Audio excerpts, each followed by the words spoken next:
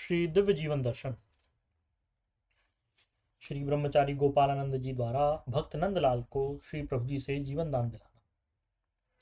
गुरुदेव भगवान ने बतलाया, मैं उस समय ऋषिकेश में था।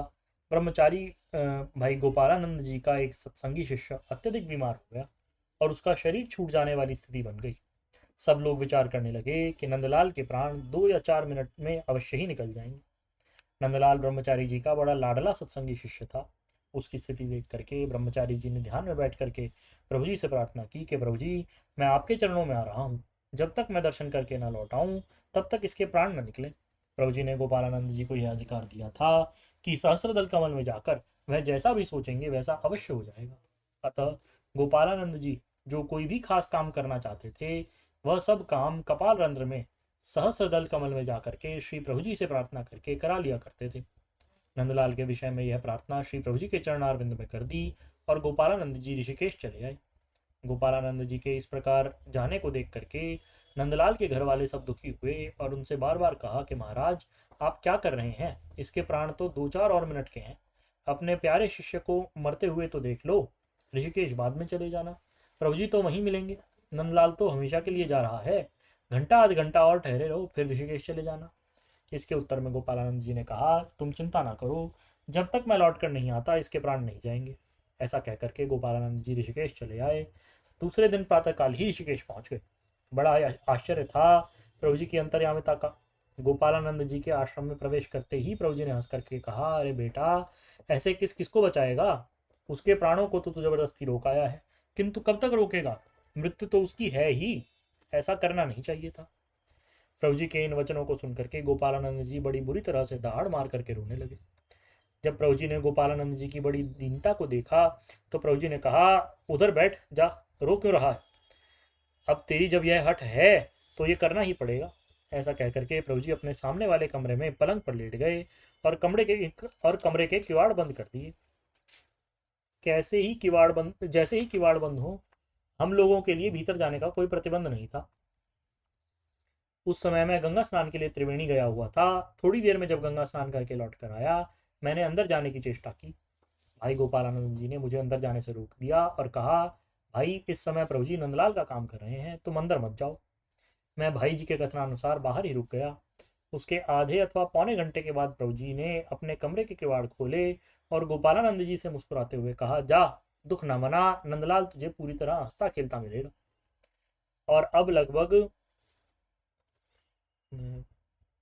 70-80 वर्ष की आयु भोग कर ही उसका शरीर जाएगा। ऐसा ही हुआ। ये घटना सन 1928 27 या 28 की थी। इस घटना के घटित होने के बाद नंदलाल लगभग 50 वर्ष तक और जीता रहा। अभी अभी 5-7 वर्ष पूर्व लगभग 80 की आयु में ही उसका दिल्ली में देहावसान हुआ। श्री प्रभु जी की आज्ञा अनुसार भाई गोपालानंद जी लाहौर आए तो नंदलाल बिल्कुल राजी खुशी था। गोपालानंद जी लाहौर में आकर के अपने सत्संग पूर्ववत कराने लगे और ध्यानमग्न रहने लगे। ब्रह्मचारी जी का ध्यान योग द्वारा अन्य सिद्ध योगियों से शक्ति प्राप्त करना। भाई गोपालानंद जी मुझसे बहुत प्रेम मानते थे और मेरी भी उनके प्रति श्रद्धा थी, इसलिए उनके अंतरंग अनुभवों का मुझे ज्ञान होता रहता था।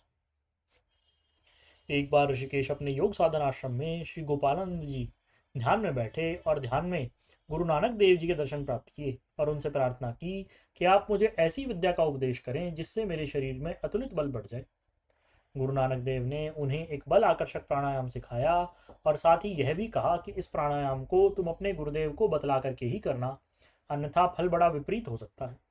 किंतु ब्रह्मचारी जी ने नानक देव की इस आज्ञा पर कोई ध्यान नहीं दिया और मेरे सामने ही एक कोठरी में बैठ करके प्राणायाम करने लगे। परिणाम बड़ा खराब निकला। अंततः प्रभु जी के चरण कमल पकड़कर बहुत ही रोने लगे और बार बार अपना फूला हुआ शरीर दिखाने लगे। प्रभु जी ने कहा, अरे बेटा, तेरे शरीर में ये तो बहुत ही बल आ गया है। ये कैसे आया? तुम्हें इस विद्या का कैसे पता चला? इस विद्या को तो सिखों के गुरु नानक देव भली प्रकार जानते हैं और वही सिखा और समझा सकते हैं। प्रभु जी के इतना कहने पर ब्रह्मचारी जी और ज्यादा रोने लगे और दीन भाव से कहने लगे कि प्रभु जी, मुझसे गलती हो गई है। प्रभु जी हंसकर कहने लगे कि अच्छा, ये भी बता कि गुरु नानक देव जी से यह विद्या सीख तो आया, किंतु शरीर में इतना बल बढ़ा करके करेगा क्या? तूने किसी फौज में दाखिल होकर लड़ाई करनी है या किसी से युद्ध करना है? प्रभु जी इस प्रकार की बातें करते रहे और ब्रह्मचारी जी का शरीर फूलता ही गया। अंत में ब्रह्मचारी जी की बिगड़ती हालत को देख करके मुरादाबाद के कैलाश और मुझे आज्ञा दी कि तुम बाजार से कपूर और सिरका ला करके गोपालानंद के शरीर पर मालिश कर दो। हमने उसी प्रकार किया। परिणाम स्वरूप गोपालानंद जी की हालत सुधर गई, किंतु ठीक रूप में आते आते 3 दिन निकल गए, तब वह अपनी स्थिति में आ पाए। श्री भाई गोपालानंद जी का यह स्वभाव था कि ध्यान योग के द्वारा सिद्ध महात्माओं से शक्ति प्राप्त किया करते थे और गुण लिया करते थे। एक दिन और इसी प्रकार की घटना घटित हुई। शाम के समय ब्रह्मचारी जी मुझसे कहने लगे, चलो भाई गंगा किनारे घूमें। मैंने कहा, अच्छा भाई जी चलो। श्री आनंद कंद प्रभु जी से आज्ञा प्राप्त करके भ्रमणार्थ हम दोनों गंगा किनारे निकले। उस समय चंद्रभागा नदी के अंदर से रास्ता था। उसी पगडंडी से हम दोनों चंद्रेश्वर महादेव के मंदिर से आगे झाड़ियों के निकट, जहां चंद्रभागा नदी गंगा जी में मिली है, वहीं पर मैं और श्री भाई गोपालानंद जी बैठे। गोपालानंद जी ने मुझसे कहा, भाई तुम यहाँ बैठे रहो, मैं योग ध्यान से देखता हूँ कि इन झाड़ियों में कोई साधु भी है या केवल मात्र रंगे गीदड़ ही हैं। ऐसा कह करके ब्रह्मचारी जी ध्यान में बैठ गए।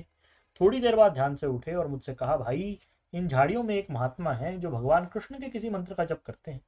मैं उनसे वह मंत्र प्राप्त करने का प्रयास करता हूँ। ऐसा कहकर ब्रह्मचारी जी पुनः ध्यान में बैठ गए और झाड़ियों वाले महात्मा श्री केशवानंद जी अवधूत के मन बुद्धि चित्त अहंकार के पुतले सूक्ष्म शरीर को खींचने की चेष्टा करने लगे, ताकि उनके मन और बुद्धि में आने वाले उस मंत्र को उनके सूक्ष्म शरीर के द्वारा ही वह जान जाए। किंतु गोपालानंद जी विफल हो गए। वे महात्मा केशवानंद के सूक्ष्म शरीर को नहीं खींच सके। दूसरी बार केशवानंद जी के मन बुद्धि चित्त अहंकार में अपने मन बुद्धि चित्त और अहंकार को मिला करके उस मंत्र को उन्होंने प्राप्त करने का प्रयास किया। इतना प्रयत्न करने के बाद भी गोपालानंद जी ध्यान से उठ गए और मुझसे कहने लगे कि भाई ये साधु तो तगड़ा है, काम बनने नहीं दिया। चलो आश्रम चलते हैं, कल प्रातः फिर आएंगे। ऐसा कहकर हम लोग चल पड़े। शाम का समय था। ब्रह्मचारी जी के मन में दुग्ध पान करने की इच्छा थी, इसलिए वे ऋषिकेश के बाजार की ओर निकल गए और मैं सीधा आश्रम चला आया। मुझे आश्रम आया देखकर प्रभु जी हंसकर कहने लगे, बेटा कहाँ घुमाए, किस किस के दर्शन किए और क्या क्या प्राप्त किया? मैंने ब्रह्मचारी जी की ध्यान में देखी सारी बातें ज्यों की त्यों श्री प्रभु जी के चरणों में निवेदित कर दी। प्रभु जी ने हंसकर कहा, अरे भटकने वाला तो भटकता ही है, चाहे उसको खजाना दे दो, मांगने वाला तो मांगेगा ही। अच्छा बेटा कोई बात नहीं, कल प्रातःकाल तुम फिर गोपालानंद के साथ चले जाना और उस साधु से मिलकर आना। इतनी देर में गोपालानंद जी भी दूध आदि पी करके वहां आए। प्रभु जी ने गंभीरता से कहा, अच्छा बेटा घुमाए, बहुत अच्छा किया। 2 या 4 दिनों में तुमने फिर लाहौर जाना है। ये 2-4 दिन का समय ऋषिकेश में घूम लो एवं साधु महात्माओं के दर्शन कर लो। मेरी ओर संकेत करके प्रभु जी ने आज्ञा दी, बेटा गोपालानंद तुम्हारे बड़े गुरु भाई हैं, तुम इनके साथ घूमने चले जाया करो। मैंने हाथ जोड़ करके प्रभु जी की आज्ञा को शिरोधार्य किया। दूसरे दिन प्रातःकाल शौचादि से निवृत्त हो जाने के बाद गोपालानंद जी ने मुझसे कहा, भाई चलो थोड़ा घूम आए और गंगा स्नान कराएं। गोपालानंद जी के ये शब्द सुन करके प्रभु जी ने भी तत्काल आज्ञा दी। कहा, हाँ हाँ बेटा जाओ, घूम फिर आओ, साधु महात्माओं के दर्शन कराओ, गंगा स्नान कराओ। प्रभु जी की आज्ञा को शिरोधार्य करके हम दोनों चल पड़े।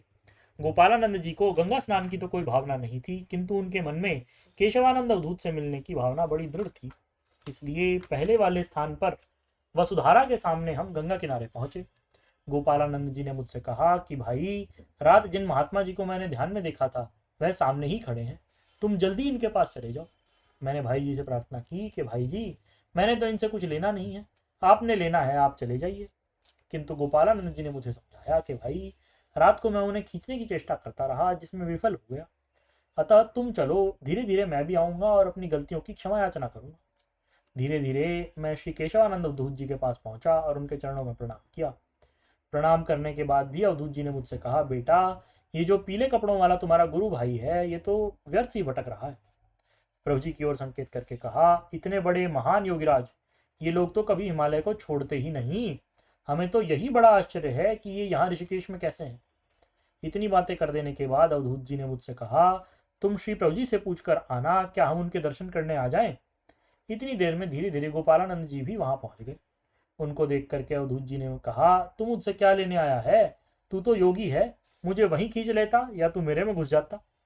किंतु गोपालानंद जी के बार बार क्षमा याचना करते रहने पर अंत में केशवानंद जी ने गोपालानंद जी से कहा, खजाना पाकर भी कंगाल बना फिरता है, मेरे दिए मंत्र से तेरे को क्या होगा? इतना कहकर अवधूत जी ने उनको वह मंत्र तो लिख करके दे दिया, साथ ही यह भी कह दिया कि इसे यदि एक बार भी जपेगा तो तेरा आज तक का ध्यान भजन सब नष्ट हो जाएगा। उन पूर्ण योगीराज को पाकर भी तू भटक रहा है, इन मंत्रों से तेरा क्या होगा, ऐसे तो तू खाली हो जाएगा। कल्याण चाहता है तो उनकी शरण पकड़ ले। श्री केशवानंद जी के ऐसा कहने पर हम लौट आए। श्री गोपालानंद जी फिर बाजार की तरफ चले गए। मैं आश्रम पहुंचा तो प्रभु जी कहने लगे, क्यों, दे दिया इनाम? मैंने कहा, हाँ प्रभु जी, दे दिया। और सारी बात मैंने विस्तार से प्रभु को बतला दी। सब हकीकत कहने के बाद मैंने प्रभु जी से कहा, प्रभु जी, केशवानंद जी आपके दर्शन करना चाहते हैं, क्या आज्ञा है? प्रभु जी ने इनकार कर दिया। मैं प्रभु जी की आज्ञा बतलाने के लिए केशवानंद जी के पास गया। अवधूत जी ने दूर से ही देख करके मुझसे कहा, प्रभु जी ने इनकार कर दिया ना? मैंने कहा, हाँ महाराज, इनकार कर दिया। अवधूत जी कहने लगे, अच्छा भाई, जैसी उनकी इच्छा, जिन पर कृपा होगी उन्हीं को बुलाएंगे। अन्य अनेक घटनाएं जो श्री भाई गोपालानंद जी से संबंधित और मेरे सामने घटी थी, उनका वर्णन मैंने अपने ऊपर के इस लेख में कर दिया। हाँ, एक खास बात और है जो मेरी आंखों के सामने हुई थी, संकेत मात्र से मैं उसको भी बतला देना चाहता हूँ। भाई गोपालानंद जी के अनुभव बहुत दिव्य होते थे और ध्यानाभ्यास करते करते वह संप्रज्ञात समाधि की स्थिति से असंप्रज्ञात समाधि की स्थिति की ओर निकल जाया करते थे। हर व्यक्ति उनको पहचान भी नहीं सकता था। यह समाधिस्थ हैं या इनका शरीर विगत प्राण हो गया है, ऐसी समाधि की स्थिति में देखने वाले सबको यह अनुमान रहता था कि ब्रह्मचारी जी देवलोकवासी हो गए, किंतु यथार्थता यह थी कि वे समाधिस्थ रहा करते थे।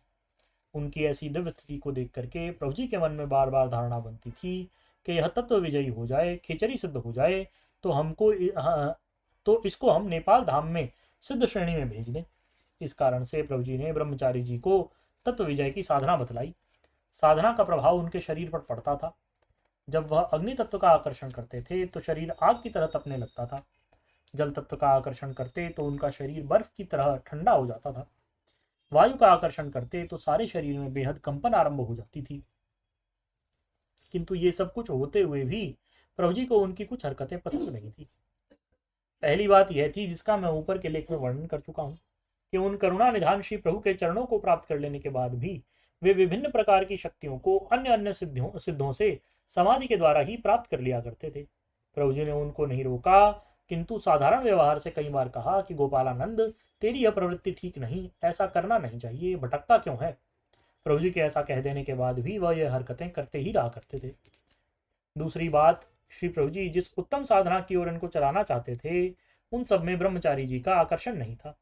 प्रभु जी की आज्ञा मान करके साधना तो कर लेते थे, किंतु मन में उपेक्षा ही रहती थी और भगवान श्री कृष्ण के भजन संकीर्तन और उनकी अलौकिक लीलाओं के दर्शन की भावना अधिक बनी रहती थी। अंततः प्रभु जी ने उनको फिर लाहौर भेज दिया। लाहौर में जाकर के भगवान श्री कृष्ण के चरणों में लीन होकर के धूमधाम से संकीर्तन आरंभ कर दिए। बोलिए श्री सद्गुरुदेव भगवान की जय। परम प्रभु श्री रामलाल जी महाराज की जय। श्री सिद्ध गुफा सवाई धाम की जय। श्री अलोपुर धाम की जय। साचे दरबार की जय। हर हर महादेव।